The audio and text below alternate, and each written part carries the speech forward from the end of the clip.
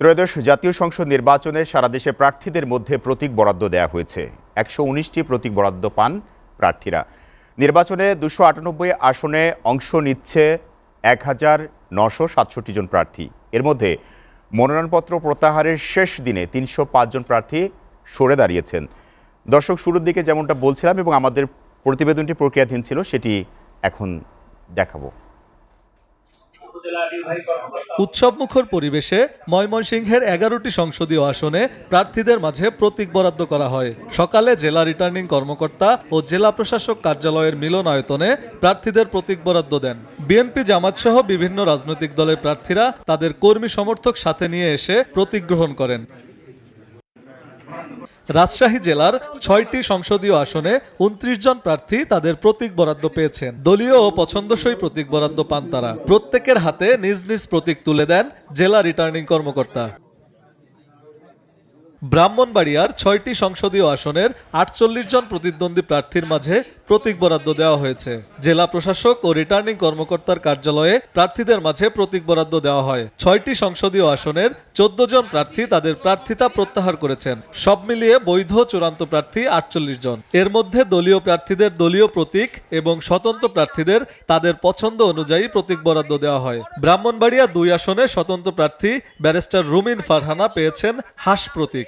এই নির্বাচনকে সামনে রেখে এই দেশে গণতন্ত্র প্রতিষ্ঠিত হবে। আসলে দলীয় প্রার্থীর থেকে মানুষের এক্সপেকটেশন স্বতন্ত্র প্রার্থীর প্রতি এত বেড়ে গেছে, যেটা আমি নিজেও মাঠে যাওয়ার পরে বুঝতে পেরেছি। এবং আমি আশা করব এবার ইনশাল্লাহ আমার একটা ভালো সুযোগ আছে এবার ওই আসন থেকে আপনার উইন করার। সার্বিক বিবেচনায় আমি বলবো এই নির্বাচনটা যাতে কেউ কোনোভাবে কালিমালিপ্ত করতে না পারে, প্রশাসনকেও সজাগ থাকতে হবে। আমি দলগুলোকেও বলবো যার যার বৃহত্তর স্বার্থে এই আসনে যাতে তাদের নেতা কর্মীরা অসংলগ্ন আচরণ না করে।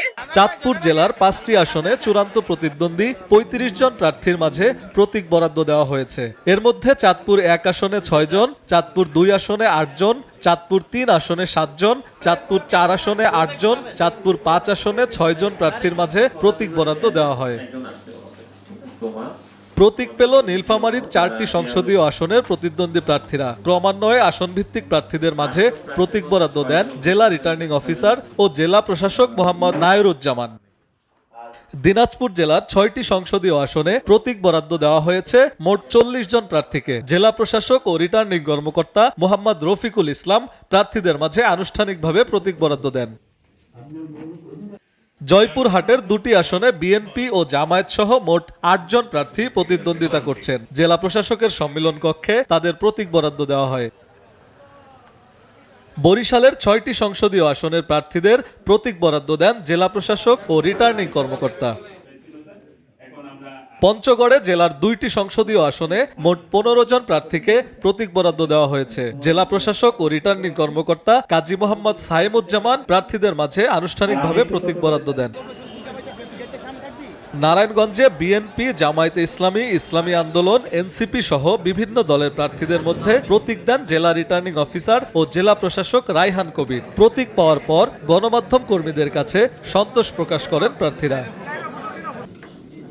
মুন্সিগঞ্জে ত্রয়োদশ জাতীয় সংসদ নির্বাচনকে সামনে রেখে প্রার্থীদের মাঝে প্রতীক বরাদ্দ দেওয়া হয়েছে।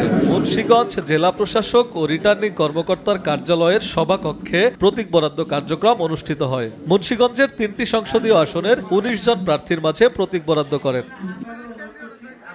কুমিল্লা জেলার 11টি সংসদীয় আসনে প্রার্থীদের মধ্যে প্রতীক বরাদ্দ সম্পূর্ণ হয়েছে। কুমিল্লা জেলা প্রশাসকের কার্যালয়ের সম্মেলন কক্ষে এ প্রতীক বরাদ্দ দেওয়া হয়। রিটার্নিং কর্মকর্তা ও জেলা প্রশাসক মোহাম্মদ রেজা হাসান প্রার্থীদের মধ্যে পর্যায়ক্রমে প্রতীক বরাদ্দ দেন।